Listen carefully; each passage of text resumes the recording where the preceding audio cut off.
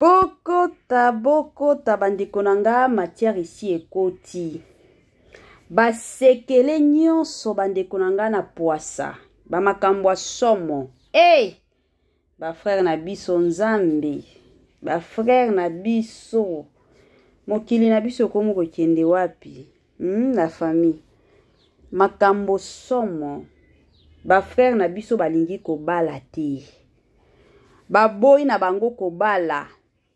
Ba raison ya somo ezobima nango na poasa. Le pourquoi bazo boya kobala. Ba makambo ya somo la famille na niveau moko pas possible. Makambo moko obangisa. Makambo moko ezo sala surtout pasi na motema. Mosusu ekomi kopesa na soni. Surtout pour na biso ba congolais, surtout pour na communauté na biso bandeko nanga. Ekomi kosala mwa soni, ekomi pe kosala mwa pasi na niveau moko bokondima te. Salut chers Bouchou, salut chers abonnés, salut chers connaissances, salut surtout les amis de Étoile Lune Inès TV. J'espère que vous allez bien. Quant à moi, je suis bel et bien, super bien, par la grâce de Dieu. Chers Bouchou, chers abonnés et chers connaissances, Yalelo Penza Tomeme Libino, le frère Michel Bakenda. Bande Konanga.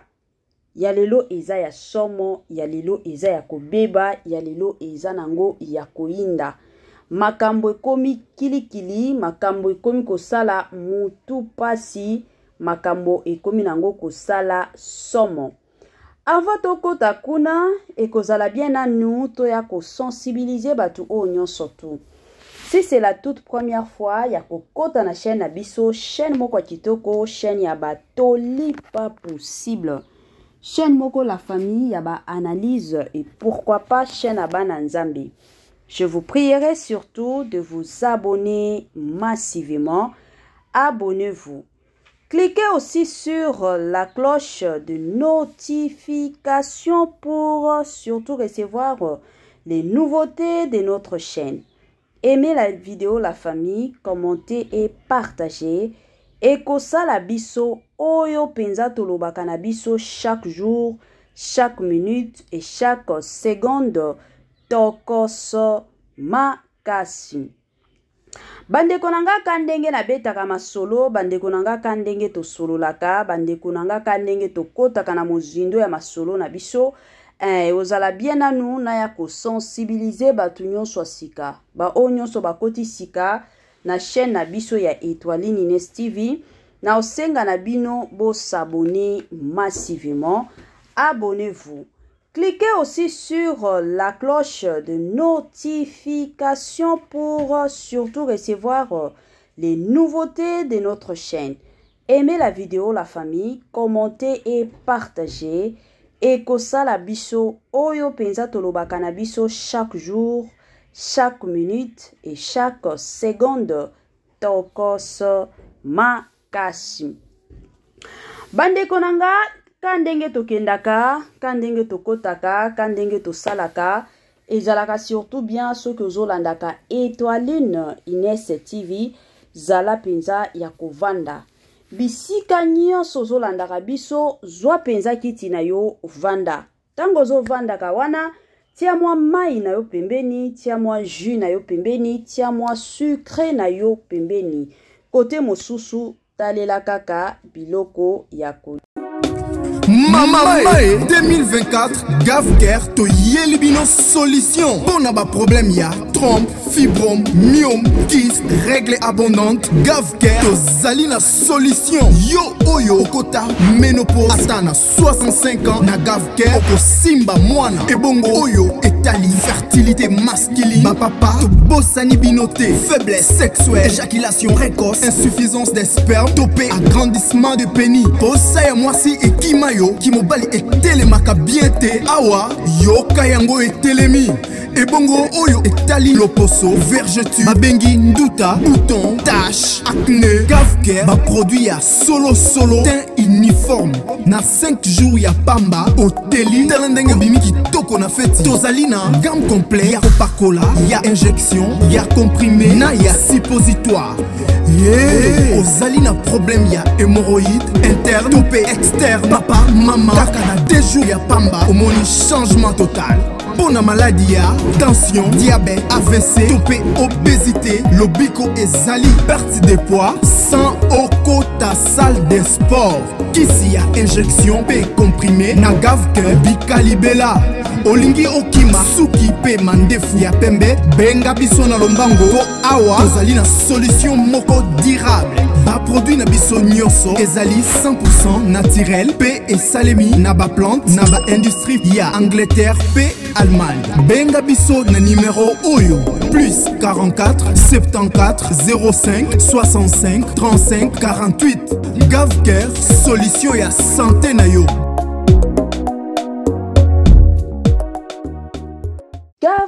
Gavker eyeli bino makambo ya kitoko la famille. Gavker eyeli bino makambo ya somo, makambo ya kilikili. Na Gavker la famille kuna nde solution eza. Ba solution ya ba makambo na bino nyonso. Obela nini, o ekendaki, o ba docteur esimbaki te. Bo bengaka Gavker la famille kuna solution eza nango kilikili na système moko ya tokoso makasi. Bandeko nanga kandenge to beta masolo ya frère Nabiso, le frère Michel Bakenda. Frère Michel Bakenda aza parmi adorateurs, surtout ya Congo Nabiso. Frère Nabiso soki akoti mozindo ya adoration bandeko nanga ezalaka somo amikoti saka. Ye peza pesaka nzambe ba kombo moko bandeko nanga bokondima te mosusu bato mosusu balobaka frère yango pona kwa adoraka nzambe akendela yango école to ezala kaka oyo yelaka ye na motema to ezalaka ndenge nini. Ye penza na adoration la famille ezalaka somo. Ka ndenge to yebi ezana bato mosusu ba préféra na bango louange omona frère na ye frère ope alekisi na adoration na ye, mais bato oyo bayebaka importance adoration neti ba biso to betelaka frère o maboko makasi ceux qui azo adoré wana olobi wow frère o apesaka surtout posa ya mutu nyonso akota na mozindo ya adoration adoraka penza kitoko la famille. Lelo to memeli bino yeyo frère Nabiso jeune surtout ebele abatu déjà ba mitunaka frère Michel Bakenda obalaka kan akobalaka kan abanda ministère na ye depuis kala na ba place mosusu to na ba église mosusu ba recommandaka toujours bato ebele soki bolingi bokotisa ministère na bino ba yebisaka toujours bato il faut bala pour que ministère na yo ekende liboso. Parce que ndenge baza boyo tali frère Nabiso frère Michel Bakenda déjà basi ebele bazolula kaye mingi makasi omona basi mosusu bazokendo mi pesa epa ya frère.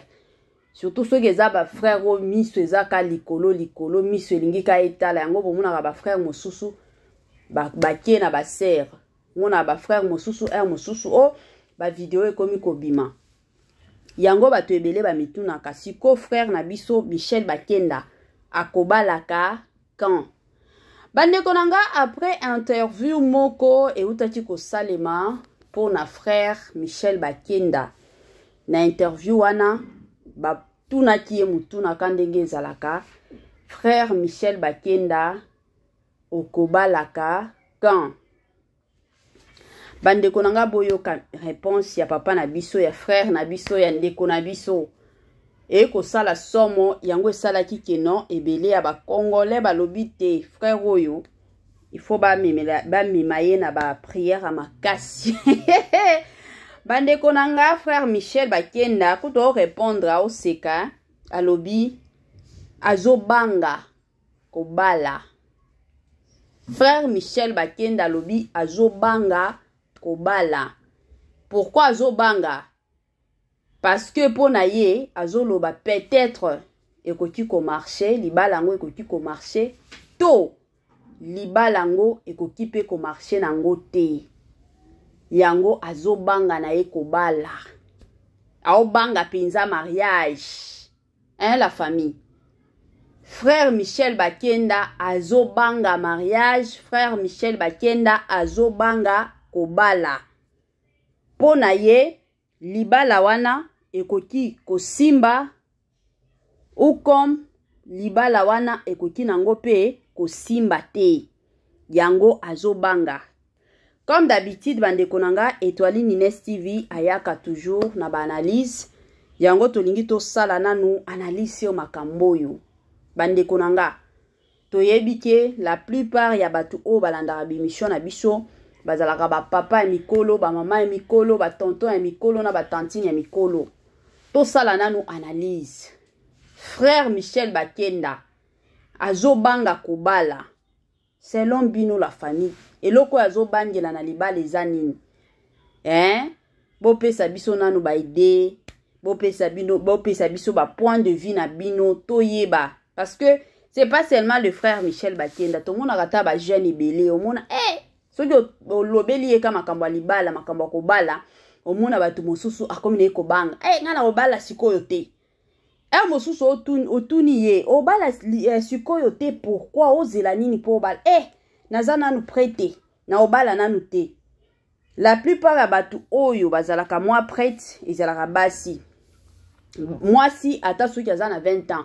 Soki yo komi ko betela ye masola libala, déjà komi komi pesa. Mosusu komi na kotuna ba question, mais la plupart ya mibali mike kaka ndo mono soki obeti masola libala, ye pe akoti bokomi ko beta masola libala.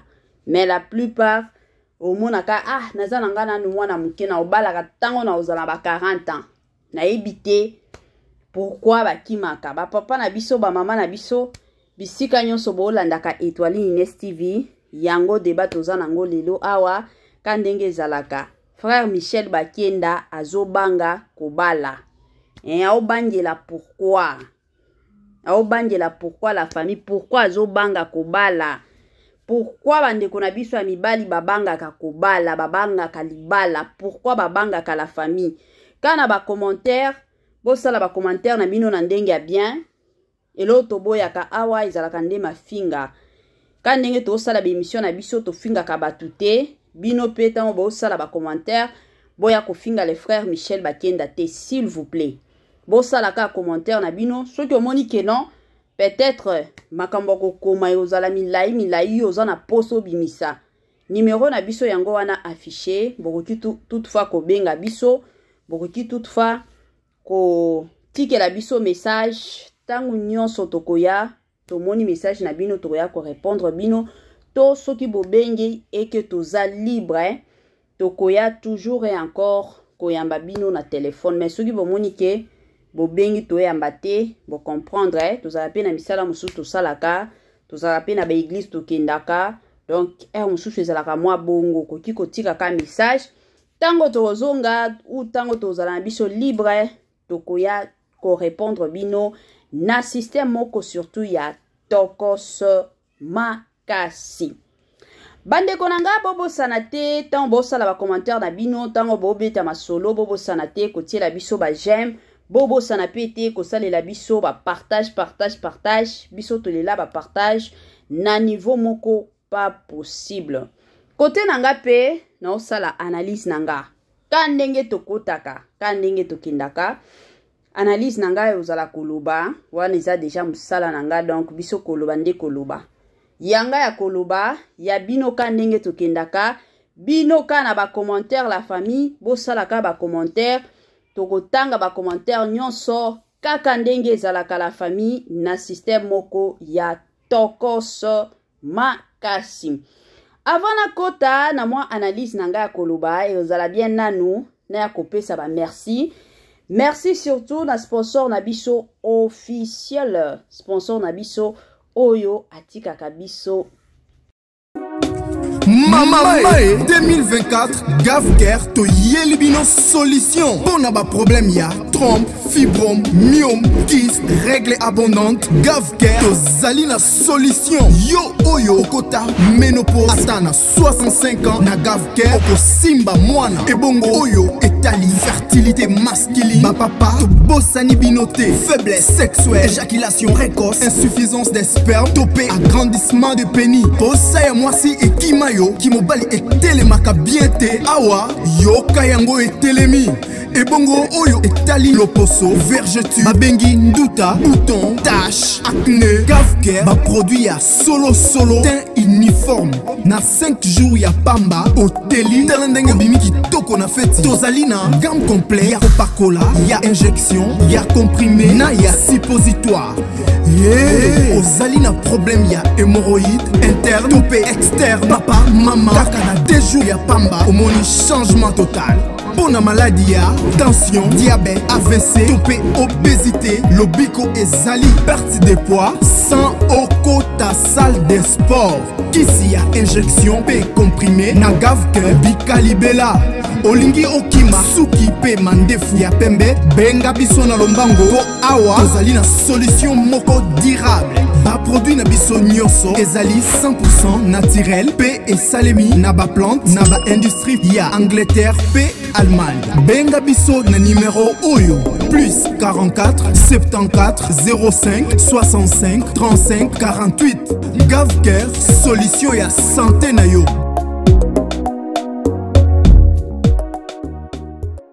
Papa na ba mama yango yo ya kokota na Gavker la famille. Bokota kuna nde nyonso eza balobi ata soki oza na 65 ans oza na posa kobota benga Gavker wana kutu solution na yo e omona na 65 ans okobota na yo na ndenge moko ya tokoso makasi. Bandeko na nga ndenge na bando loba topesi ba matondo ebele na sponsor na biso officiel. Sponsor na biso oya tika biso te, sponsor na biso oya zalaka toujours elongo na Étoile Ines TV.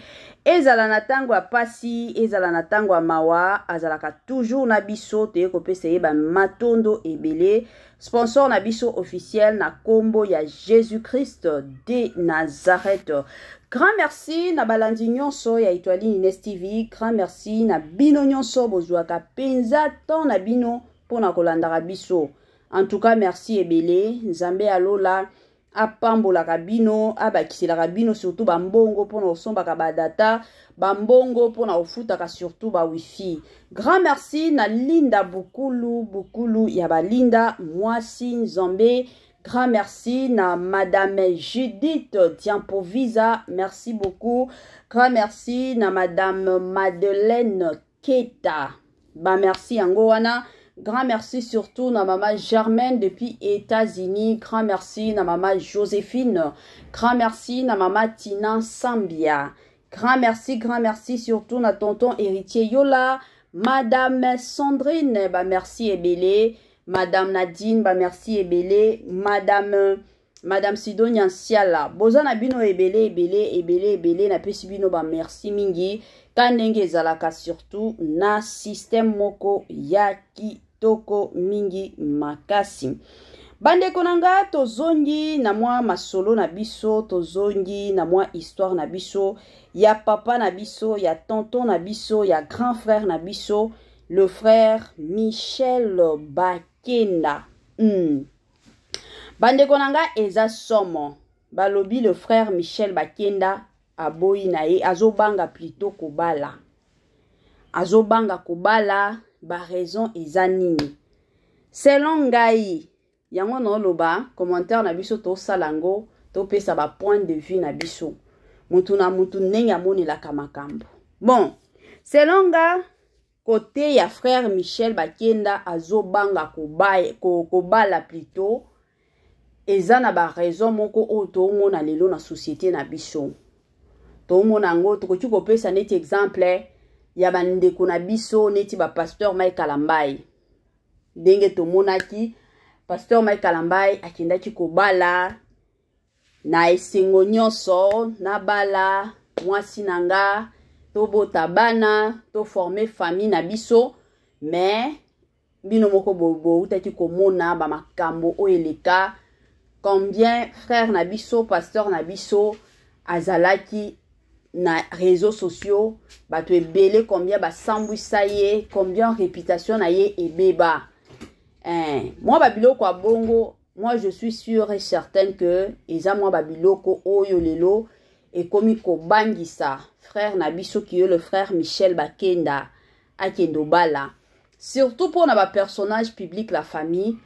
Déjà ba personnage public neti ba papa Nabiso Michel Bakenda. Baza batu moko déjà mokili landelaka bango. Mokili elandelaka vi na bango. Balinga te mokili déjà elandelaka bango. Comme il est encore célibataire, mosusu babilo mosusu ata soki asali ata soki basambwisi bon amimoni kake non naza nga moko ezanga moko siko soki abali mosusu ki mokili komi ko sambwisa la plupart de personnes to la plupart des gens bandeko nanga ekomaka ekomi pe ko affecter mwasi ekomi pe ko affecter bana mosusu yango wana azobanga na kote na ye. Bon, côté mosusu na koki koloba azobanga peut-être quand ndenge na uto ko pesa exemple pasteur Mike Kalambai mosusu akoki kozwa pe mwasi oya ozala makambo mwa muke abimisi mobali na ye na poisa. Yango wana peut-être azobanga keno na koki pe kokweya na banzela ya bongo soki na kweyi. Mwasi pe akomi kosambwisanga sur les réseaux sociaux et ozala mwa pasi. Peut-être yango wana azobanga mais na côté mosusu kande topesaka conseil na bandeko na biso ya mibali o baolandaka biso. Premièrement pour le mariage soki olingi obala batunaka volonté ya Nzambe. Surtout pour les hommes de Dieu. Moi si je regarde même la situation de notre pasteur Mike Kalambai, kobala pasteur Mike Kalambai oya kendo bala penyel. Je ne sais pas soki papa na biso Mike Kalambai atunaki Nzambe penza confirmaki que non sa femme c'est Penyel Samba. Et aussi deuxième des choses, est-ce que c'était aussi les temps de Dieu? Parce que un mosu sur la famille Zamba koki ko confirmer que ta femme c'est Penyel. Mais parce que ce n'est pas encore le temps de Dieu, yango peut-être moi makambo ani bimaki. Parce que celui to zongi sima Penyel ya kalana, penyel ya lelo, il y a une très grande différence. Changement ya makasi eza. Lelo ogo kotala, penyel, maturité koti, sagesse koti. Peut-être na tango wana, ezalaki temps ya pasteur Mike Kalambai abalate. Mais, vu que société déjà, bano tinde, bano tuno kobala kaka ou kobala kaka, et que ça là que non, pasteur Nabiso a se décidé que non abala. Vu que ce n'était pas le temps de Dieu, yango ba makambo o nyonso et bimaki na niveau moko pas possible. Yango ba kusamba ya pasteur Mike Kalambai et bimaki. Peut-être ce qui a zelaki batan neti batan oyoke de abalaki penyel na minito penyel azana maturité azana sagesse. Peut-être na batan wana na batan o plutôt peut-être ba makambo oyo elingaki ezalate. Alors, comme conseil, kobala ezalaka bien premièrement tout na volonté en Nzambe. Moi so na lingi. Est-ce que Nzambe omoninga na moi soyo? Ata soko lingi moi si na ndenge nini. Mais tout na nous volonté. Soki Nzambe accordé que non c'est elle ta femme. Alors, après ça, tout na siko volonté en Nzambe. Est-ce que Nzambe omoninga kobala cette année? To ezana nini. Notre Dieu est un Dieu merveilleux. Alobaka. Soki amoni yo kobala cette année. Aomona yo kobala. Yo moko kolotango. Yo moko ko sentirango. Il y aura des gens au bakoya ba pesio ba message que non mariage na yo ezo salema cette année. Makambo Nzambe ekendaka bongo. Mais soki Nzambe amoni yo kobala cette année te. Omona kaka makambo mususu pe ekobimaka ndenge bimaka bandeko nanga na système moko ya bien. Yango na circonstance nyonso en tant que bana Nzambe botunaka volonté ya Nzambe. Ya toye kopesaka courage na papa na biso Michel Bakenda kobanga te pona mariage. Oza déjà msala Nzambe sambela Nzambe a opesa yoka mwasi moko ya tokos makasi. Mamae 2024 GAVCARE toyeli bino solution. Bon ba problème ya trompe, fibrome, myome, kyste, règle abondante. GAVCARE tozali na solution. Yo oyo okota ménopause atana 65 ans na GAVCARE oko simba mwana ebongo oyo etali fertilité masculine. Ba papa to bosani binoté, faiblesse sexuelle, éjaculation précoce, insuffisance des spermes, topé agrandissement de pénis. Posaya mwasi ekimayo kimobali etelemaka bien te awa yo kayango etelemi. Ebongo oyo etali loposo, vergeture, babengi nduta, bouton, tache, acné. GAVCARE ba produit ya solo teint uniforme. Na 5 jours ya pamba oteli talendenge bimi kitoko na feti. Tozali na gamme complet ya kopakola, ya injection, ya comprimé, na ya suppositoire. Ozali na problème ya hémorroïde interne, topé externe. Papa, maman, kaka na 2 jours ya pamba omoni changement total. Pour la maladie, tension, diabète, AVC, topé, obésité, lobiko et zali, perte de poids, sans okota salle de sport. Kisi ya injection, P comprimé, na GAVCARE, bikalibela. Olingi okima, suki pe mandefu ya pembe, benga biso na lombango, po awa, tozali na solution moko durable. Ba produit na biso nyonso, ezali 100% naturel, P et salemi, na ba plante, na ba industrie, ya Angleterre, P Allemagne. Benga biso na numéro oyo, plus 44 74 05 65 35 48. GAVCARE, solution ya santé na yo.